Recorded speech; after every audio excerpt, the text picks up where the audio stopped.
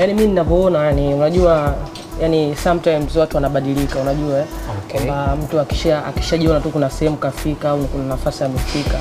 Kwa ni wachache sana ambao wanakumbuka kwamba kuna watu ambao tumetoka nao, tumeaso nao kwamba kuondoka nao. Wachache sana wanakumbuka hiyo, wanakumbuka fadhila. Ila wengi kama ndio hivyo unakuta mtu anajiona ndo kashamaliza kwamba yeye kashafika.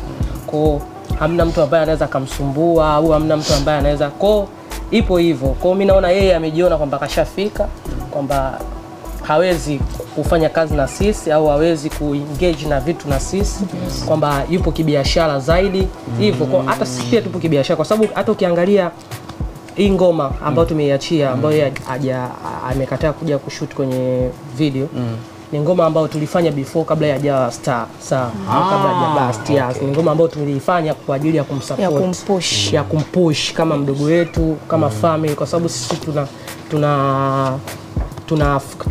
yani tuna sehemu yetu, tunaishi kama family. Kwa mtu yote mwenye talent, mwenye kipaji, yani kama tunaweza kupata picha THT miaka hiyo. Yes, ipo hivyo. Okay. Kwa tulikuwa tunaishi naye hivyo. Kwa hii project ilikuja, Meneja Badiloso ndo alituomba sisi kwamba bwana, mimi na mdogo wangu, unajua Meneja Badiloso si ni meneja wetu, ni meneja wetu yani hivyo.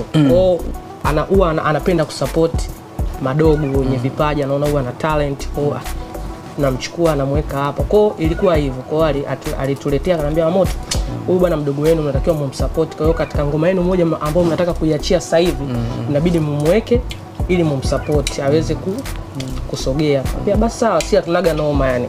Kwa sababu tunajua yani wote nia yetu niyo moja, kufika kutangaza muziki wetu hivyo. Kwa tukaambia fresh, haina noma. Kwa tukamweka kwenye ngoma, ilikuwa ndio ipo kwenye mikakati ya kuiachia hiyo ngoma. Kwa imepita kama wiki hivi, alikuwa akashaingiza kwa Gudi. Kwa ikapita kama wiki ndo ile nanilio yake, ngoma yake ile ya Afande Kabasi. Ni ngoma ambayo tumeifanya before hata ngoma yake ya Afande Kabasi. Kwa ndo ikawa hivyo. Kwa alivyo basi, kwa sababu sisi ngoma yetu ilikuwa tayari ipo katika mikakati ya kuiachia. Kwa sisi tukampigia simu tukamwambia, bwana, sisi tuna ngoma yetu ile, kwa hiyo tunafanyaje? Tunaishoot au tuishoot? Bwana, mwambieni bosi wenu anipigie simu. Bosi ambaye bosi wenu ndo nani? Badiloso au Kandolo? Yani Kandolo. Meneja Kandolo bwana. Lakini sasa hivi sisi tuko na Badi. Kwa hiyo mwambieni bosi wenu anipigie simu. Akupigie simu. Ila Badi alimpigia Badiloso, akampigia simu, akaongea naye, akamwambia, akawa anamrusha yani, unajua hivi. Ila sisi alitujibu hivyo. ST Bongo, nyumbani kwanza.